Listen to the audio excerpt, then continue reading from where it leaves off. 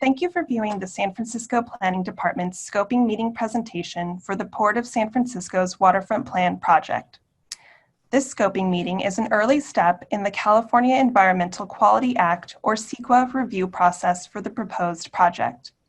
This step notices the public that the Planning Department is preparing an Environmental Impact Report, or EIR, that we welcome your comments concerning the project's environmental effects by September 25th, 2020. This presentation will briefly describe CEQA, the proposed project, the CEQA schedule for the project, and how you can participate in the CEQA process. In San Francisco, the Planning Department leads the CEQA process for projects in compliance with state law or statute, state guidelines, and local requirements. Here, the Planning Department is preparing a programmatic EIR for the Port Waterfront Plan update. The purpose of CEQA is to inform decision makers and the public of the project's potential environmental effects, to engage the public in the environmental review process, to disclose the potential project impacts on the environment, and to avoid or reduce impacts with alternatives and mitigation measures. The EIR is prepared for the project prior to any final decision by the Port Commission regarding whether to approve the project. The EIR, including the associated initial study, will describe the existing environment at the project site and in vicinity for each of these environmental topics, such as air quality, noise, cultural resources, transportation, and circulation. The EIR will then analyze individual projects' effects as well as cumulative effects, which is the project in combination with other projects in the vicinity. Now I'd like to hand the meeting over to the Port of San Francisco project sponsor team, who will describe the specifics of the proposed project. Hello, my name is Diane Oshima. I am the Planning and Environment Deputy Director for the Port of San Francisco, and I'm happy to give you an overview of the Waterfront Plan project. The Waterfront Land Use Plan was adopted in 1998. It is a result of a ballot measure that was approved by San Franciscans back in the 1990s, referred to as Proposition H, which among other things required the port to have a plan that gave first priority to maritime industries and uses along the port's properties. The plan was also to define goals and policies and acceptable uses for port property and applies to 7.5 miles of waterfront piers, wharves, and upland properties that are under the jurisdiction of the San Francisco Port Commission, stretching from Fisherman's Wharf at the north end down to India Basin and the Bayview community at the southern end. In 2015, after implementing a number of projects under the Waterfront Land Use Plan, the Port Commission determined the need for an comprehensive update and created a waterfront plan working group representing community, city, waterfront stakeholder, and regional perspectives. The waterfront plan working group met for 3 years in public meetings and developed over 160 recommendations for updates and policies to be incorporated into the plan update. The Port Commission had public meetings on all of the recommendations and ultimately endorsed all of the recommendations from the working group and directed the port staff to incorporate them into an updated draft waterfront plan. The draft waterfront plan was released on June 2019, was released for a public comment and review period, and there were further refinements and revisions to the draft plan made in response to those comments, which were issued in December of 2019. I'm going to give you just an overview of the 9 goal areas that are now incorporated in the draft waterfront plan.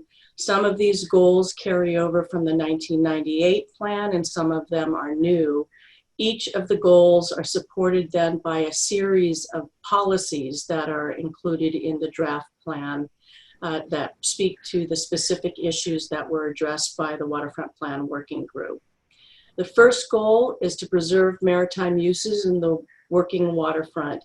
This is a carryover from the 1998 plan and a reaffirmation by the public of the importance of maintaining the port waterfront for the wide variety of maritime industries and activities that currently operate. In addition to maritime uses, the waterfront plan also supports a diversity of activities and people that are attracted to and enjoy the waterfront in a way that complements and enhances maritime uses.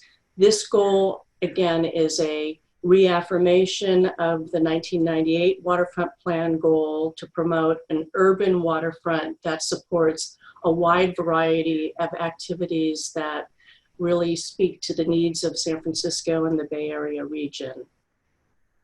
The third goal, a financially strong port with economic access to all, is a new goal and policies that recognize the port's fiduciary and capital improvement responsibilities to fund repairs and improvements along the waterfront, which largely must be generated from revenues that are raised by leases of port property.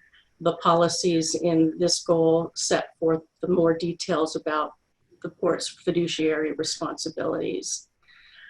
Any improvements must be conducted to respect waterfront urban design and historic character and create and enhance city connections. These urban design and public values also carry over from the 1998 waterfront plan. In addition to the urban design and historic cultural values expressed in the plan also reaffirms the need for promoting and enhancing, completing waterfront parks, public access, and natural areas that all operate on the port's 7.5-mile waterfront. One of the key issues that threaded through the public discussions that affect all of these goals is really making the waterfront available and inviting to people from all racial, economic, and social backgrounds. And the park system is really a major element that makes that happen. One of the goals or the policies within this open space goal is to promote activation and a broad diversity of activities from the water as well as from the land within these parks and open spaces as an expression of that equity value. Another new goal in the waterfront plan update is to add a goal for transportation and mobility for people and goods. The port is not a transportation agency, but thus relies very heavily on the partnerships with the San Francisco Planning Department, the SFMTA, and the San Francisco Transportation Authority in order to ensure that the transportation system for the city and the region operate also well for the waterfront, particularly for industrial and maritime goods movement. Another new goal in the waterfront plan is goals and policies that speak to how to manage and advance an environmentally sustainable port, both in terms of how it operates maritime operations as well as building and land use activities, and in the management of the natural habitat areas and in adaptation of the shoreline. This relates to the other new goal for a resilient port, which reflects a lot of public discussion about sea level rise, the effects of climate change, and the integrated and coordinated work that the port is doing for the Embarcadero seawall and sea level rise adaptation in alignment with the city's larger resilience, adaptation, planning, and improvements. Finally, the goal for Partnering for Success is a new addition to speak to the need for community engagement and public processes that enable the public to participate in the public discussions about how and where the waterfront improvements should be advanced, and how they are being coordinated in a larger city context as well.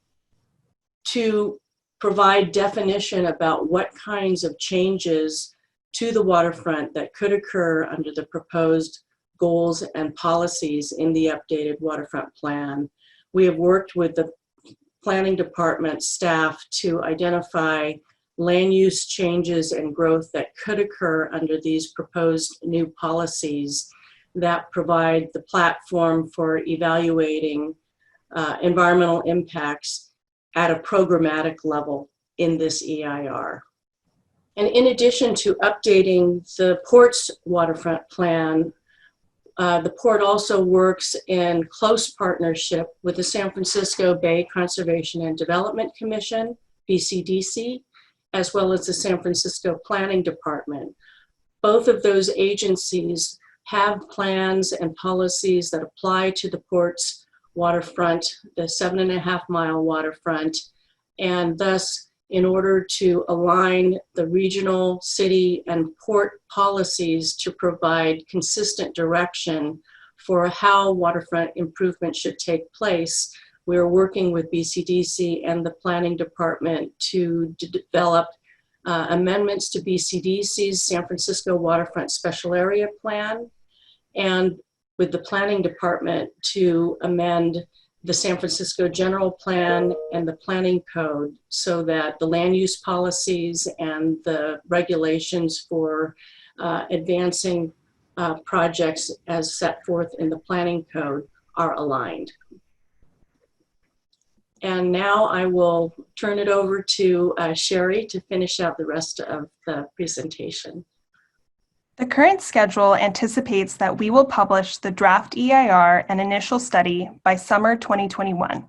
To seek input, we will distribute a notice of availability of the draft EIR to interested parties, and there will be a public hearing before the Planning Commission during a 45-day public comment period of the draft EIR. Following the close of the draft EIR public comment period, we will prepare a responses to comments document to all substantive comments received and also identify any changes to the draft EIR as necessary to fully respond to the comments received. Following publication of the responses to comments document, a hearing will be held before the Planning Commission where they will be asked to certify the final EIR, which will consist of the draft EIR together with the responses to comments document. We anticipate the Planning Commission will decide whether to certify the final EIR as adequate, accurate, and objective in late 2021. Certification of the EIR does not mean that the project is approved. It means the Planning Department met the requirements for CEQA review. The Port Commission recommendation for project approval or disapproval is a separate consideration from the adequacy of the EIR and can only occur after the CEQA process is complete. The Planning Department will replay this presentation at a video and teleconference scoping meeting on September 9th, 2020 at 5 p.m. You may attend this meeting using the video conference platform Zoom and by phone calling 833-548-0282 and using meeting ID 831-0306-4931. To request assistance in additional languages, please contact cpc.waterfronteir@sfgov.org or call 628-652-7558 at least 72 hours in advance of the meeting to ensure availability. You don't have to attend the scoping meeting to provide comments to the Planning Department regarding the environmental analysis for the project by September 25th. You may email your comments to cpc.waterfronteir@sfgov.org or call 628-652-7558 or mail your comments to Sherry George, San Francisco Planning Department, 49 South Van Ness Avenue, Suite 1400, San Francisco, California, 94103. For details on how to access the scoping meeting or more details regarding the project or the notice of preparation, please go to sfplanning.org/sfcequadocs. Thank you.